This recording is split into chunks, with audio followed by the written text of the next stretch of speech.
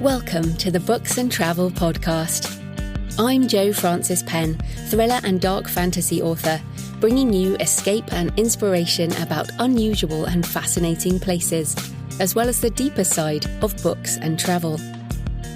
You can find the episode show notes at booksandtravel.page, and if you enjoy thrillers set in international locations, download one of my ebooks for free at jfpenn.com/free.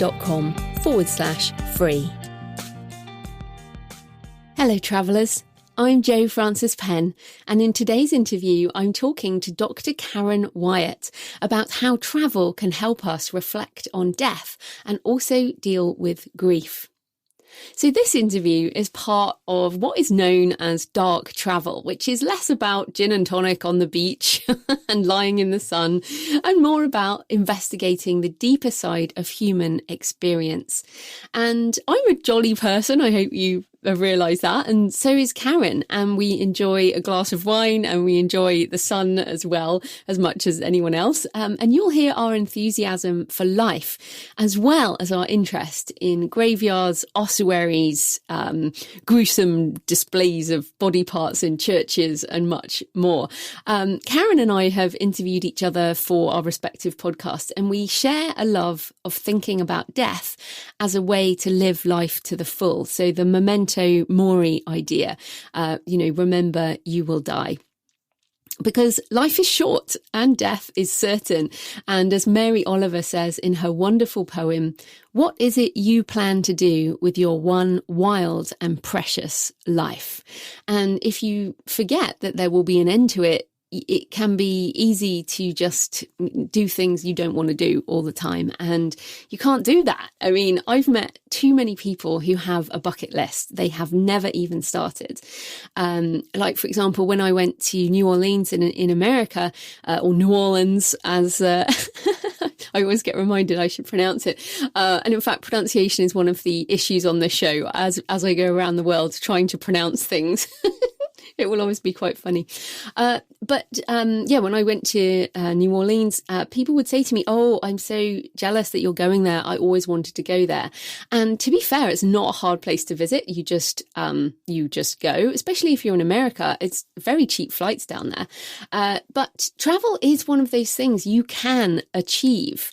You pick your place, you save some money, you book a ticket, and you overcome that fear of the unknown. And you go. That really is it. And that's what I want to encourage on this show. So I hope you enjoy this interview with Karen. Dr. Karen Wyatt is a hospice physician and best-selling author of books about death, loss and grief. She's the host of the End of Life University podcast and an inspirational speaker who teaches how to live a life that really matters by embracing our mortality. And today we're talking about how travel in particular can help with grief and reflection on our mortality. So welcome to the show, Karen. Thank you so much, Joanna. I'm delighted to have a chance to talk with you today. Oh, I'm so excited. And I think we're friends now. We talk about death together. So that's cool. Yes. So today I wanted to talk about your grief trips, which you call them. So you've been to Italy, France and Spain on these trips. So tell us what prompted these journeys and why you decided that travel might help. Well, my first grief trip was actually inadvertent in a way. It was a trip to Italy my husband and I had planned, but the morning we were leaving for our trip, a young patient died of the H1N1 flu. It was back during that flu epidemic. So I left on that trip feeling a great deal of grief, having lost a patient.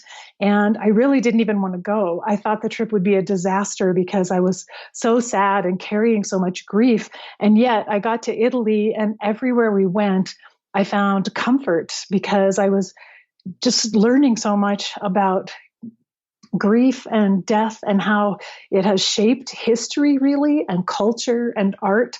And so everywhere I went, I actually felt comforted on that trip. And that's when my eyes were opened that travel can be a really powerful way of facing our grief and actually dealing with it. Well, it's interesting because, of course, in Europe, so much of Europe is about the history, and people come here and travel and look at, places built by dead people, basically. So I wanted to ask particularly, you went to Normandy tracing your dad's footsteps. So tell us about that, because that's quite different to the patient who died. Yes. Well, my dad died now, it's been 30 years ago, of suicide. And I've spent many years trying to understand his suicide and trying to figure out the roots of it. And I realized he served in World War II and was part of the Battle of Normandy, landed on the beach of Normandy. And I realized that had a lot to do with some of the depression that he had experienced his whole life because of the trauma of war. So I really wanted to visit Normandy myself and just take part in that. I mean, just see what it was like. And an amazing thing happened that we signed on to a tour and had a young French woman, excuse me, as our guide, who took us out to the beach and to the American cemetery. And I shared with her what division my father served in the U.S. Army. And she showed me a map where we could discover where his division landed, what day they landed, and then what battles they participated in after they landed at Normandy. And it turned out my father's division fought in the Battle of St. Lo, the village of St. Lo. And the guide was speechless for a moment and got tears in her eyes. And she said, "I'm from St. Lo." And she said, "My family has lived there for generations." Mm-hmm. And she turned to me and she said, "I am so grateful to your father for serving in this war, because I wouldn't be here today if it weren't for those soldiers who fought in that battle." Suddenly, it was this moment of such healing, because I realized all the grief and guilt my dad felt about participating in war and taking lives of other people. It just came full circle, because here was a young woman who might not be here today if it hadn't been for that battle. And so she and I just bonded in that moment with that connection between us. And so for me, nothing could have been more powerful in terms of healing my own grief, helping me understand my dad, and then even feeling like this was healing for my dad for what he left behind of pain and sorrow and guilt from the war. Wow, that's incredible. And I mean, did your dad ever go back there? He did go back. He and my mom went back. And I think I was in college at the time, and I didn't quite at that time, I didn't understand the impact the war had on him. So he was stationed in England, and he visited England and France to retrace some of his own steps. So, but I don't know for him, I don't know if that was a healing experience or not, because I wasn't really connected or even thinking about any of these things at that age. Wow. And, it's so interesting you mentioned these kind of European war fields, because as school children here in Britain, they take us when we're kind of aged 14, 15, they take us to the battlefields of World War I. And I have, probably the first time I ever felt massively impacted by death was going to the Somme and sort of going to those battlefields and realizing the scale of death. So it's so interesting that you would go back there. So do you feel like it helped your grief for your father? So why is travel helpful for grief? For me, I think what was helpful is that I started to recognize that my grief is not a solitary experience, that this is part of the human condition, that everyone grieves. And it was kind of eye-opening for me. I mean, that seems obvious in some ways. And yet in the midst of pain, I had been feeling so alone and isolated. So by just traveling and seeing places where tragedies have happened and seeing memorials and how people remember their dead, it made me feel connected in such a larger way. And it eased my grief to know that I'm not alone at all. Everyone experiences this. And for the first time, I actually felt like, oh, now I really know what it means to be human. I'm part of humanity now because I'm experiencing the depths of loss, but I'm also experiencing the creativity that can come from loss and grief and pain. Mm. Wow. And then I wondered, because, you and I have talked about death before. I've been on your end of life podcast, and you've been on my podcast as well before. And I wonder whether you also, like me, kind of feel a sense of place when you're in a place where there has been such death. I mean, obviously people die everywhere all the time, but there are these places I feel in the world where there's almost the land itself has changed because of this occasion. And it just feels different. Do you have that sense of place in when you travel? Oh, yes, absolutely. And now sorry. Now I find that I actually seek out cemeteries when I go new places, even if I'm driving through some small town and I see the cemetery off to the side of the road. I seek it out because I feel like suddenly I know a little bit of the history of that place, and I feel connected wherever I go.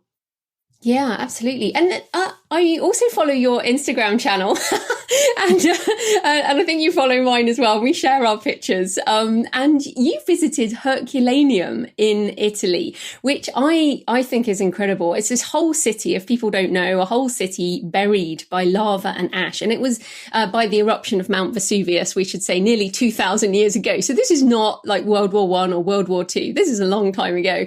But it was buried so quickly, and there are still skeletons crowded under the arches of the city, people who tried to shelter. We have exactly the same picture on Instagram, which is really, really funny. So I wondered, like, what were your thoughts there in Herculaneum, where that death was so long ago, and yet it kind of feels so sudden? It was so powerful, and seeing the skeletons in place where those people died, where they were huddled together, hoping for safety. I spent a long time there just contemplating it because it was so profound. And you could feel in some ways their fear, the terror of the situation they were in. But I also had a sense of love because you could see one skeleton looked like an adult holding a child. And that was just powerful for me to think that in these last moments of life, they were huddled together, connected together, experiencing love together in their last moments of life.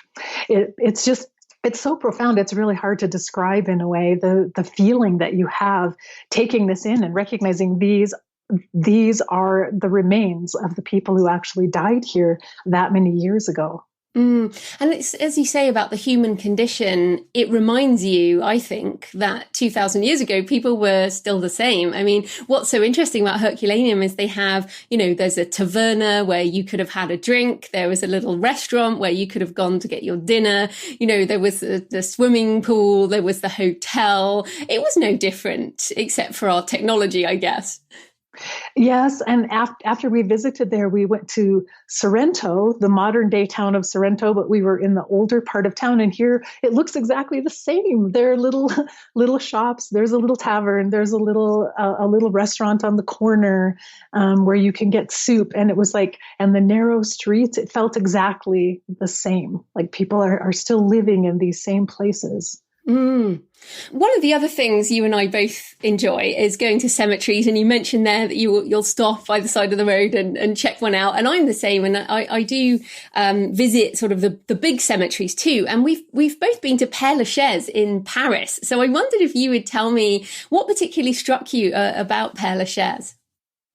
Well, first of all, how massive it is. It's so huge. And then it's easy to get lost in the midst of that cemetery. It's such a maze in some places, but that was wonderful actually, to spend a few hours just lost and wandering through it. And then also I noticed the juxtaposition. In one part, there would be a relatively recent grave that still was, being decorated regularly with fresh flowers.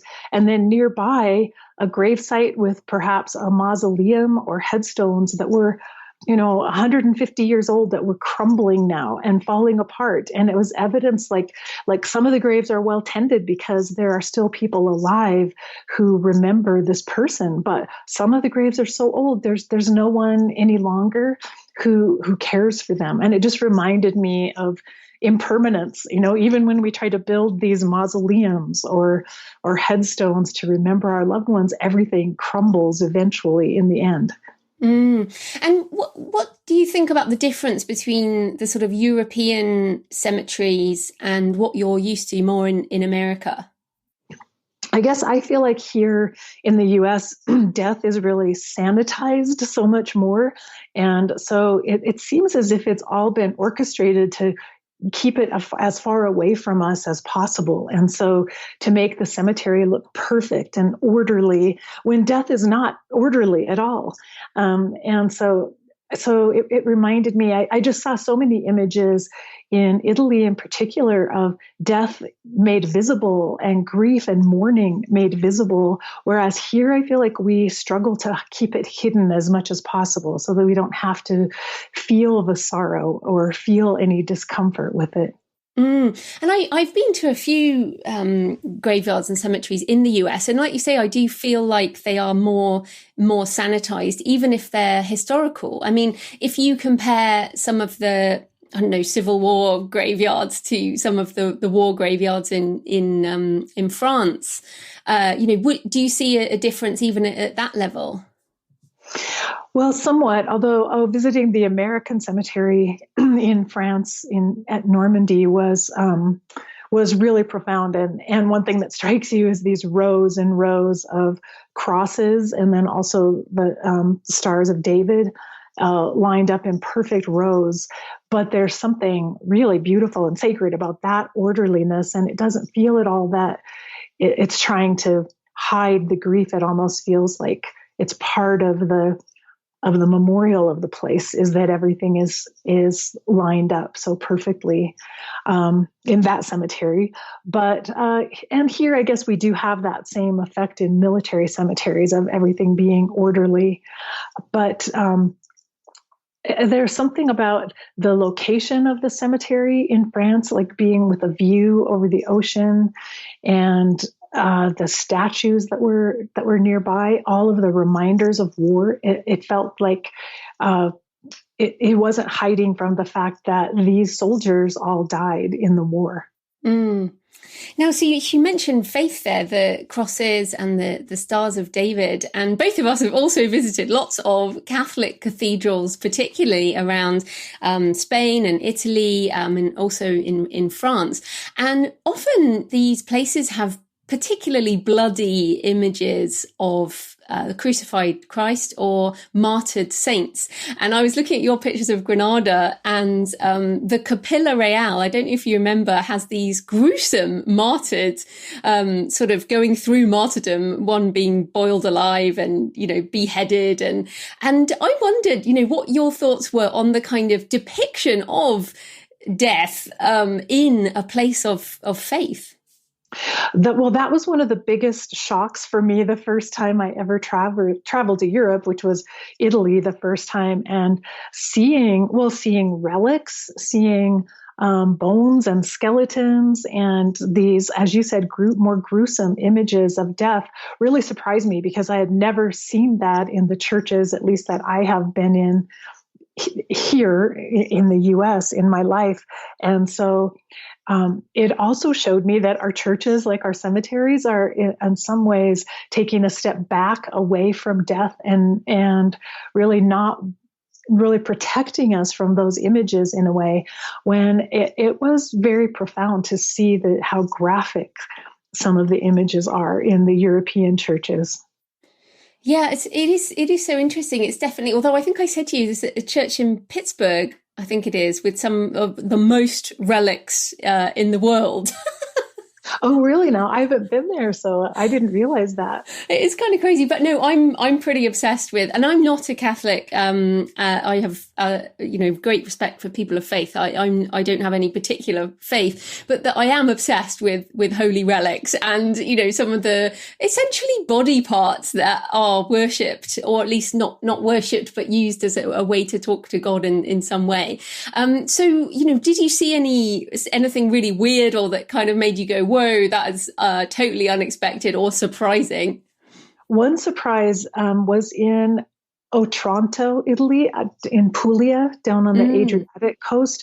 And we were on a bike trip through Puglia. So I wasn't necessarily like looking for death necessarily on that trip, but we stopped for lunch in Otranto and we went to see the Cathedral of Otranto because it has this famous mosaic floor in the church that was created by one monk, like 1,000 years ago or so.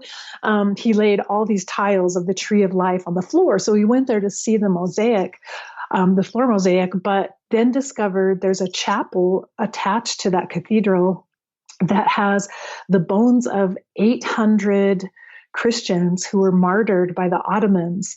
And so they have huge cases behind the altar of the chapel that contain the bones of all these martyrs. And I'd never seen anything like that before. So many bones displayed, and it's in this holy, sacred cathedral. So that was a real surprise that day. We weren't looking for it, and I hadn't even heard of that place before. Did you go to the Paris catacombs? No, I haven't. I didn't have time to go there. So that's a place on my list that I need to go back to. Oh, you totally do. Because I mean, I find catacombs and ossuaries, and I think the physical depiction of death, it helps me with that memento mori, remembering we will die. But I also wanted to point out that you also have nice pictures of you and your husband drinking wine in the sun, being happy, and you and I are both positive people too. So maybe you could sort of talk more about why is it good to be aware of the shortness of life and what really matters? Well, it's interesting because actually before my dad's death and before I started exploring death, I realized I was kind of a more serious person. And I feel like I carried the weight of the world in a really heavy way. I found it hard to be joyful. And I mean, that got worse, of course, when I was grieving over my dad's death. But it was really through working in hospice with dying patients and then exploring death and getting comfortable with death that I found my way back to being joyful again. And I think it was what you were describing, recognizing like, wait a minute, I'm only here for a short time. My life is short. And yes, there might be suffering and sorrow during this life, but there's abundant joy and pleasure in the world too, and love. And so I don't want to miss a moment. I don't want to spend a moment of my time not experiencing the joys that are here. And I really think exploring the grief and the pain of death is what kind of opened me to finally recognize, like, it's okay to just love being here, even when times are sad, even when something goes wrong. It's okay to celebrate that and really enjoy life. And many of my hospice patients demonstrated that to me because I found people on their deathbeds in the last few weeks of life who were telling me, like, this is actually the most I've ever loved being alive. And I love it right now because I know it's short. I know I don't have that much time, but I wish I'd lived this way my whole life. And it was that example that reminded me that's how I want to be living every day right now, recognizing like, I don't know how long I'll be here. So I'm going to make the most of this moment today and get everything I can out of it. And that has really, really shaped my travel experiences too. That's fantastic. And you have a book. Just tell us a bit about the book that you've written particularly around this area.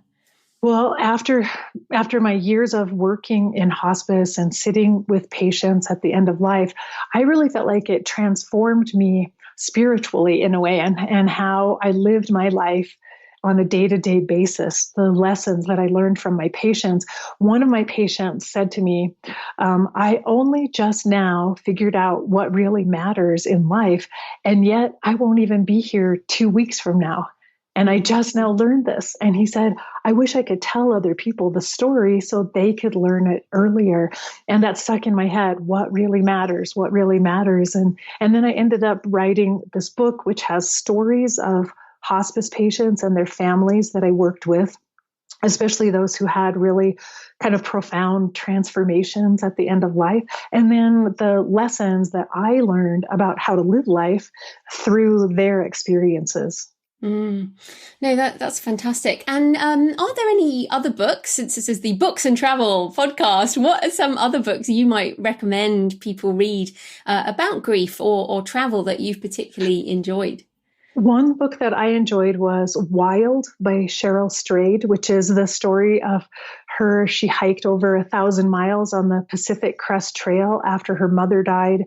Her mother died, her marriage fell apart, and she was just feeling lost. But she used that hike and kept extensive journals on her hike and used it to explore her grief. And I really enjoyed reading that book. And another book that's really interesting for travel, to inspire travel, is the book From Here to Eternity, Traveling the World to Find the Good Death by Caitlin Doughty. I don't know if you've heard of that book. Yeah. Oh, she would be, I want to get her on this show. So she would definitely be up there. That is a great book.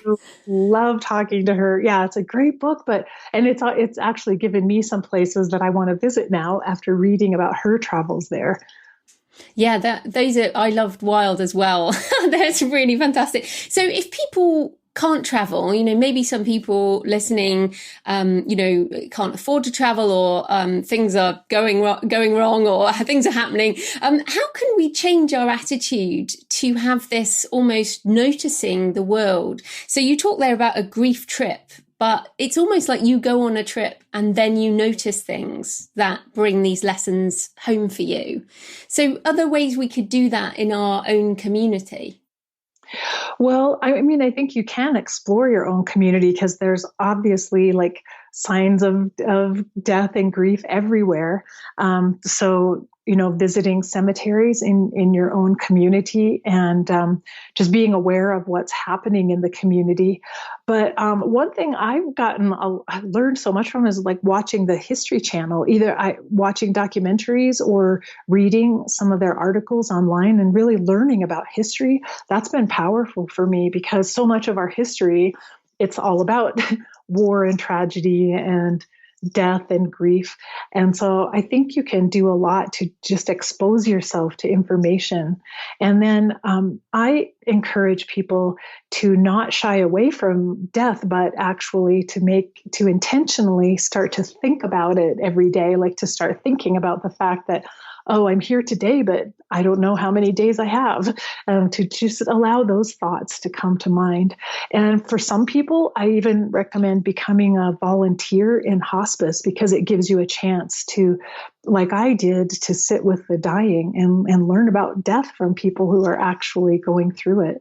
Yeah, I have on my desk here I guess a sugar skull, called a sugar skull in the Mexican way, which is it's a skull, but it's also covered in butterflies and it's colorful. And Mexico is probably on my list. Like Mexican Day of the Dead is probably top of my list for what I would call death travel. So I wondered about you, given we're the shortness of life. What's on your list for your travels next? I also want to visit Mexico. I've never been to the Day of the Dead, and I'm actually fairly close here where I live. So that would be a short trip for me. I'd like to visit more World War II sites, where my dad was, in Belgium and Ardennes. I don't know if I'm pronouncing that correctly, in France, and then also in England, because he was stationed in England for quite a while too, before Normandy. So I'd like to visit those sites. And then the Czech Republic, because I'm attracted to the Bone Church there. Yeah. I know you visited. So. Yeah, no, that is a good place. So I'll put all those links in the show notes. But where can people find you and your books and your podcast online? Well, my personal website is KarenWyattMD.com. My podcast, though, is called End of Life University Podcast. And then I have a website for that, EOLUniversity.com. Brilliant. Well, thanks so much for your time, Karen. That was great. Thank you, Joanna. Thanks for joining me today on the Books and Travel podcast. I hope you found a moment of escape. Thanks for joining me today on the Books and Travel podcast. I hope you found a moment of escape. You can find the episode show notes at booksandtravel.page, And if you enjoy thrillers set in international locations, download one of my books for free at jfpenn.com/free. Happy travels until next time.